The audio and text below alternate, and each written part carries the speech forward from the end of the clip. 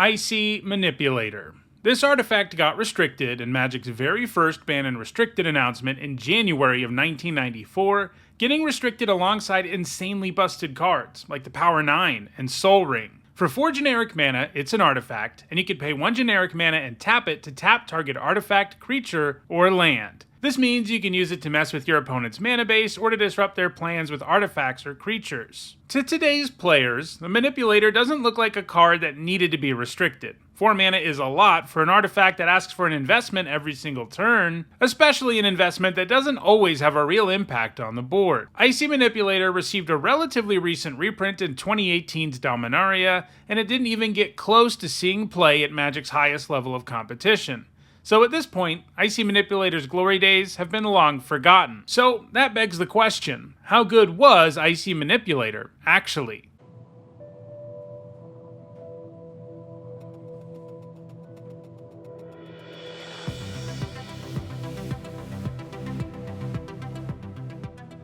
Hi everyone, I'm Hone, and this is the 3rd episode of a new series I'm trying out this May, one that might replace one of my MTG Top 10s each week if this month's videos do well enough.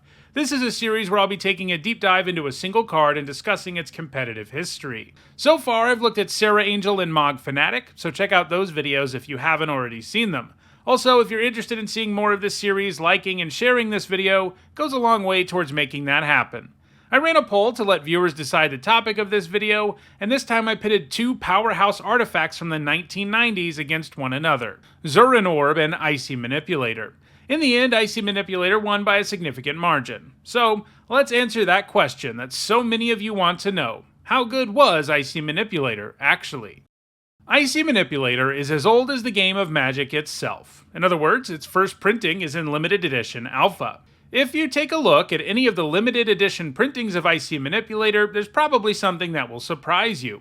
The original Icy Manipulator doesn't have to tap to use its ability, it just costs 1 mana. No wonder the Manipulator was so strong back in the day, you could just time walk your opponent every turn by tapping all their mana during their upkeep, right? Well, not quite. Using today's templating, that is how a card with this text box would work, but we're talking about a 31-year-old card here. Things were quite a bit different back then, so no, the original Manipulator could not tap as many artifacts, creatures, or lands as you had mana. It did have to tap. But to understand that, you have to look at the type line and really squint, since they didn't do the best job of printing text back in the day. And once you look for a while, you'll finally see that it says Mono Artifact. This is a long-defunct type of artifact, and it meant that you could only use this artifact's ability once per turn, and you tapped it to signify that you had used the ability. So with the original templating, there was no need to have a tap symbol in the text box, because it was explained on the type line. So the text box looks different, but Icy Manipulator was functionally the same card then that it is now. Although there were some different rules at the time that did make the Manipulator better in the 1990s than it is now, but more on that later. I'll explain that when we have some concrete examples to look at. In 1994, Sanctioned Competitive Magic was born. Wizards of the Coast planned a world championship at the end of the year, and they spent much of 1994 trying to sculpt Magic into a balanced game that one could play competitively. They did this by restricting cards, in other words, limiting them to 1 per deck. As I mentioned in the intro, Icy Manipulator was one such card, getting restricted in January 1994. However, that didn't last long. Just 2 months later, it got unrestricted. While they ultimately decided the Manipulator wasn't so good that it should be restricted for the World Championship, the fact it was restricted for any time at all is a result of how powerful and ubiquitous the card was at the time. Once the first World Championship came along, Icy Manipulator appeared in 2 of the top 4 decks at the event, including in the deck Zach Dolan used to win it all. You may notice that this is the same deck we talked about at the beginning of the Serra Angel video. Zach used the Icy Manipulator in a number of ways, including for tampering with the opponent's mana by tapping it during their upkeep and tapping down creatures, including opposing Serra Angels, which could then get locked down by Meekstone. But there is one really important thing you could do with Icy Manipulator in 1994 that you can't do now, and it relates to another defunct artifact supertype, Continuous Artifact, which you can see on the aforementioned Meekstone. They put this typing on artifacts that had effects instead of activated abilities, and if you tapped artifacts with continuous effects like the stone, its effect no longer applied. In other words, you could use Icy Manipulator to break the symmetry on these types of cards, and that's incredibly strong. While doing stuff with Meekstone was cute, using Icy Manipulator to tap his own Howling Mine or Winter Orb was especially busted. If you tapped the mine at the right time, only you got to draw cards, and if you tapped the orb at the right time, you would be able to untap all of your lands. The Manipulator also combined nicely with the orb, since you could just use it to tap down the one land your opponent got to untap every turn. These two artifacts are kind of interesting, because they ultimately eliminated the continuous artifact thing a few years later, and the rule that artifacts with continuous effects got shut off when they were tapped was eliminated too. However, they decided to preserve this functionality in both the mine and the orb, which even today have abilities that shut off when they are tapped, but now they have to have those words in the text box. They are really the only continuous artifacts from that era that still have that effect, but Manipulator combining with them was iconic enough that they wanted to make sure people could still pull off this combo. That's not the end of Icy Manipulator's utility in the 90s though. There were also different rules that dealt with combat and tapped creatures. In particular, a tapped creature did not do combat damage. So, if your opponent blocked your Sarah Angel with theirs, you could tap it before combat damage. Theirs would die and do no combat damage to yours. This made blocking a real headache. Suffice it to say, Icy Manipulator had more utility in the 1990s than it has now. And following the 1994 World Championship, it was clear that Icy Manipulator's flexibility, combined with the ability to make symmetrical effects one-sided, made it one of the best cards in the game. It would continue to be an important card in multiple formats for the next several years, including in the only major competitive event of 1995, that year's World Championship. Just like it did in 1994, in 1995, Icy Manipulator appeared in the deck that won the World Championship. Alexander Blumke's deck was an Esper control deck, one that was most focused on black. The deck looked to disrupt the opponent using discard effects like Hymn to Turok and Hypnotic Spectre, and Icy Manipulator gave the deck an additional disruptive tool. Additionally, once you had Icy Manipulator in a black deck, you had access to a pretty sweet combo. With Royal Assassin on the battlefield, Icy Manipulator's activated ability suddenly costs 1 mana to destroy a creature, and that's quite the upgrade. There's also something else that Icy Manipulator could do in the 90s that I haven't mentioned yet, and that's that its ability to shut off artifacts wasn't only limited to continuous artifacts. An artifact's activated abilities couldn't be used when it was tapped either. While it didn't come up much at the first World Championship, Zuran Orb was one of the most heavily played cards at Worlds in 1995, and having the ability to tap that was great because it forced your opponent to use the ability in a very tight window. And that's great since Zuran Orb decks often like to float their mana before sacrificing them and casting Balance. They couldn't do this if you tapped the orb during their upkeep. Icy Manipulator wasn't only limited to control decks at the 1995 World Championship either. It had moved towards staple status at this point, with 4 of the top 8 decks at the 1995 Championship running the card. There was the deck that won it all and one other control deck, but there were also 2 aggro decks that finished in the top 8 that used the Manipulator too, including Andrea Reddy's Mono Red deck, which was effectively the game's first competitive burn deck. So, to sum up the first 2 years of competitive Magic, during which the only 2 major competitive events were the World Championship in each year, Icy Manipulator appeared in a full 50% of the decks with top finishes at those events.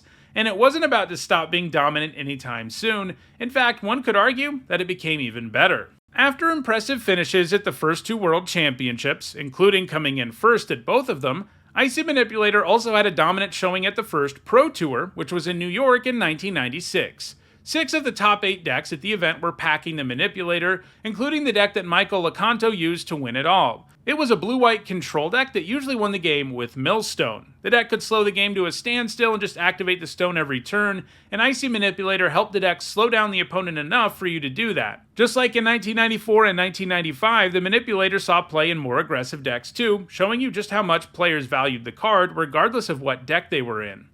Later in 1996, Icy Manipulator started to appear in prison decks. We saw earlier that various decks in 1994 and 1995 ran a few prison effects, but in the summer of 1996, more decks appeared that were focused on locking the opponent out of the game. You can see why the Manipulator would be good here. As we've discussed, it could shut down your symmetrical prison artifacts, and the fact it could tap lands would further hamper your opponent's ability to interact. Probably the spiciest of these decks was George Baxter's Titania's Lock deck, which finished in second at US Nationals in 1996. This deck used Land Destruction, Winter Orb, and the Manipulator to keep the opponent from ever having usable mana, and it usually won the game with Titania's Song. This enchantment would animate all of the very same artifacts you were using to keep your opponent out of the game, and you could then bash your opponent to death using those 4/4 Icy Manipulators. So far, we've talked about the Manipulator in Magic's earliest constructed formats, which were basically just Magic, as there weren't enough sets for different formats. However, that started to change in 1995 with the creation of Type 1 and Type 2, the precursors to Vintage and Standard, and the first block-constructed Pro Tour was held that year too, and it was Ice Age block. That means only cards from the 3 sets in Ice Age block were legal in the format. The Manipulator got a reprint in the first set of Ice Age block, so it was legal at that Pro Tour, and the Manipulator once again finished in first at a Pro Tour, although in this case it was a sideboard card. Icy Manipulator also benefited from the creation of Extended in 1997, a rotating format that had the last several years' worth of cards in it. Basically, it was standard but with a bigger pool of cards.